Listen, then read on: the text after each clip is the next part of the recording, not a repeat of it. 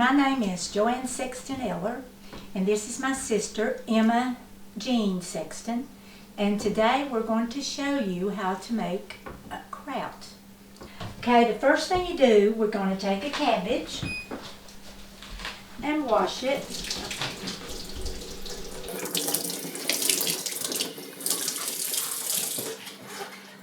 Take some of the leaves on the outside out.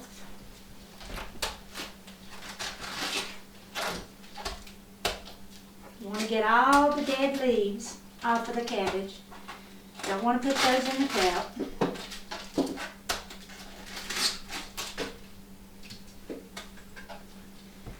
Then we'll take it over here on our cutting board.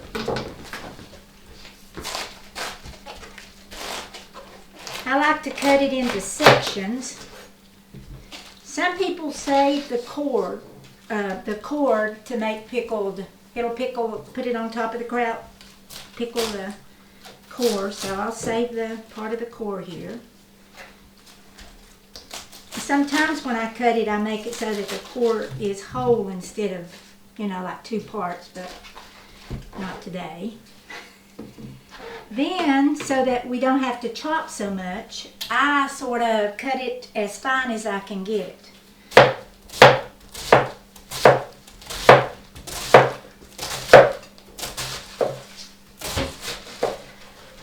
They say that the whiter the cabbage, the better the kraut. A lot of people like to buy the New York cabbage. This is a greener cabbage, but it'll do just fine.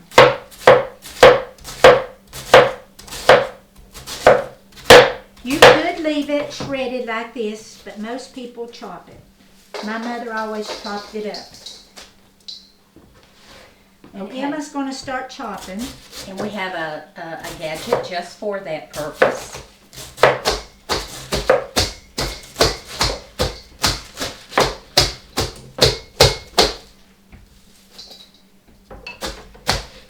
We want to get it chopped up, but not too fine.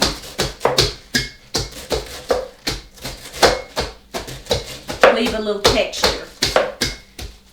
You want the kraut to be sort of crunchy and not soft. When we make kraut, we usually make about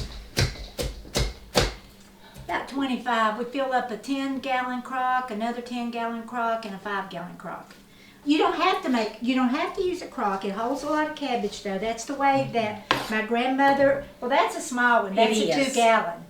We're just using it today for demonstration purposes. But we'll show you like a 10-gallon crock in a few minutes. My mother, grandmother, and the old people used crocks. You can actually leave the kraut in the crock and just go get kraut out when you want it. Right. But we usually don't do that. After the kraut makes, we can it into quart jars and seal it and use it all winter long. But the older people, when they made pickled corn or kraut or even pickles, they left it in those big jars, and they used to be big wooden barrels.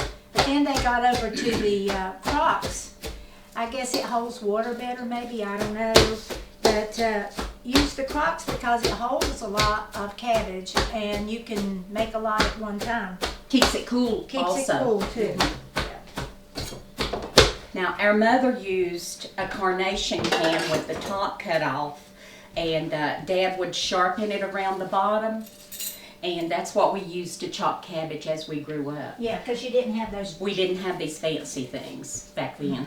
Now we have the cabbage chopped, so we're going to add salt. Now the salt that you need to add has to be the kind that's canning and pickling salt. Do not use salt that has iodine in it. My sister learned that the hard way. She did a whole 10-gallon crock and used the wrong salt, and it will spoil, and you will have to throw it out. Mm-hmm. So what we do is use about a tablespoon per quart of cabbage. So I'm thinking we have about 2 to 3 quarts of cabbage here. So we're going to put about 3 tablespoons of salt. Okay, then we're going to add a little bit of water. The salt and water is what makes it pickle. So I'm just guessing the water. It doesn't have to be, you want a little juice going. Stir it up. It's not an exact science. It's not an exact science. Okay, a little bit more.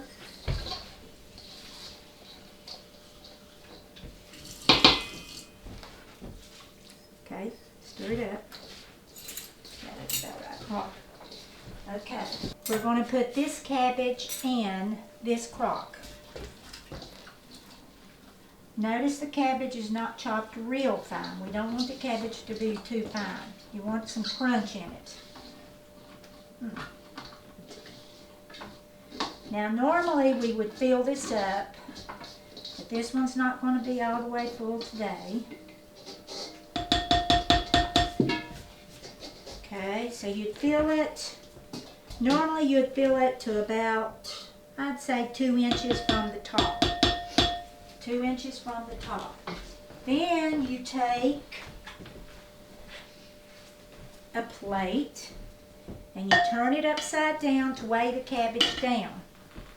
So you want one that's almost the same size as the circumference of the top here. So I'm putting the plate down in there. Normally now it would be up this high.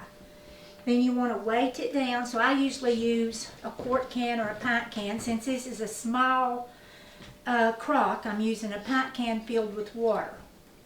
So you put this on there.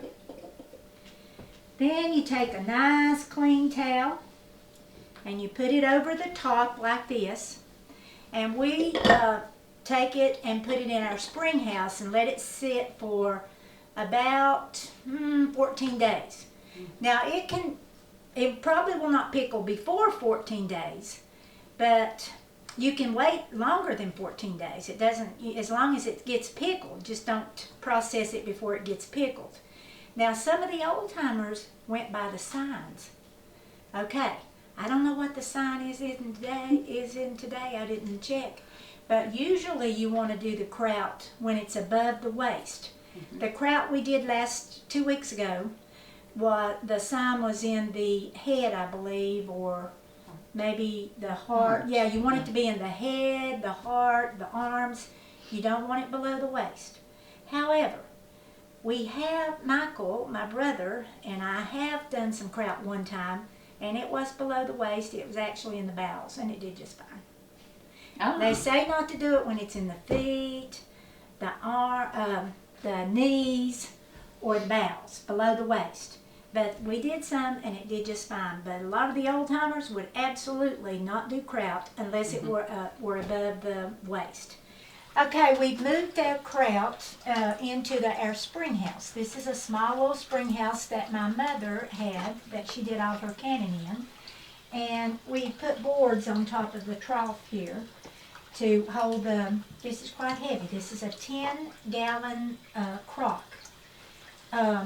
The kraut has been working and has been in here for about 15 days. We've canned part of it, as you can see here.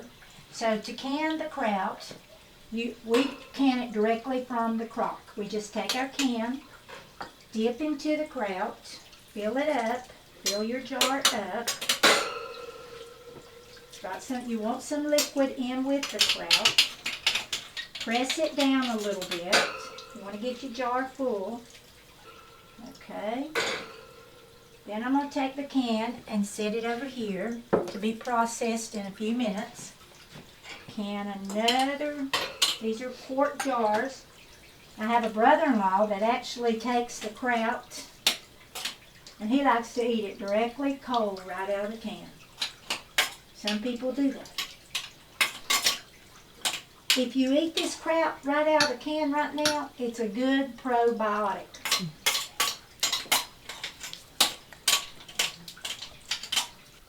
Okay, we have our 7 jars ready. Just make sure when you put your kraut in there, you leave about 1 inch of space. There's about 1 inch of space at the top. If you get them too full, the lids will pop up or crink and they won't seal. They have to look like this. They have to seal when you get through processing. Now, Sister Emma is going to show you how to process or finish the lids. Okay, we want to take a clean, wet dishcloth and wipe the top of each can off, because you don't want any stray little pieces of kraut on the rim of the jar. That would cause the lid not to sit flat on the jar, and it would not seal.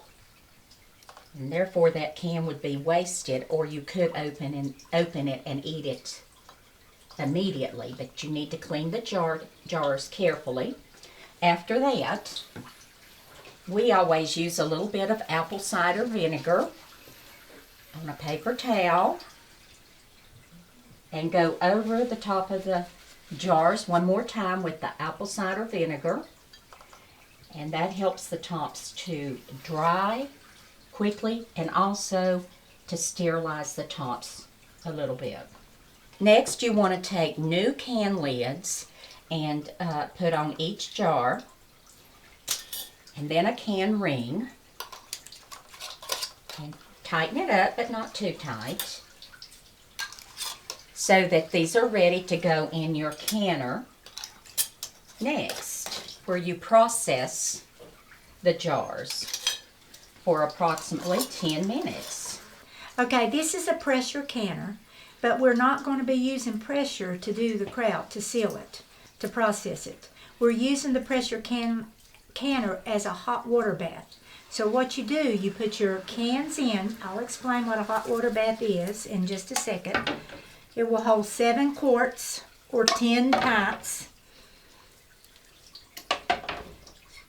You put them in here. You don't have to have a pressure canner. You can have the old-timey, just a big canner type. Big pot. Big old pot. Mm-hmm. Okay, now, after you get your 7 cans in there, you want to cover it with water. So we're going to take some water. Sister Emma's going to hand me some more water. It needs to cover the cans about 2 inches. About 2 inches. The sauerkraut is very cold because we've had it in the spring house, so you do not want to pour hot water in here. You want to keep the water just barely lukewarm, if that. If you put hot water and our kraut's really cold where it's been in the crock, and then you turn your eye on, the jars will break in the bottom. Mm-hmm. So you have to bring it slowly to a boil. So after we put a little bit more water, it needs about 2 inches above. You have to, it's a slow process. So it takes about 45 minutes to an hour to get it to boil, because you've got to bring it up really slowly. Very slowly. Now some people will go ahead and heat their kraut before they put it in the canner and in the jars. Mom has done that before, but it takes some of the crunch out, a little bit of the crunchy. It won't be as crunchy. So we like to just take more time, and it'll stay nice and crunchy. So then we'll turn the eye on, and I started out pretty low, like on a 2 or 3. And then you just wait, and when it starts to boil, I put my lid on there. But I don't put the lid on tightly, I just sit it loosely on there. And I check it every now and then. And when it starts boiling, I put a timer and time it for 10 minutes. And after it gets finished, you just take it out, sit it on the counter, and wait for it to seal. And then put it on your can shelf and enjoy. This is our finished product. We just got through processing it for 10 minutes. It's cooling down now. All the jars have sealed properly. And as you can see, it's beautiful white kraut, and you want it to be white like this. As we grew up, our mother would can anywhere from 75 to 100 jars each summer. Hope you've enjoyed our kraut making the old-fashioned way. Until next time, Bye-bye.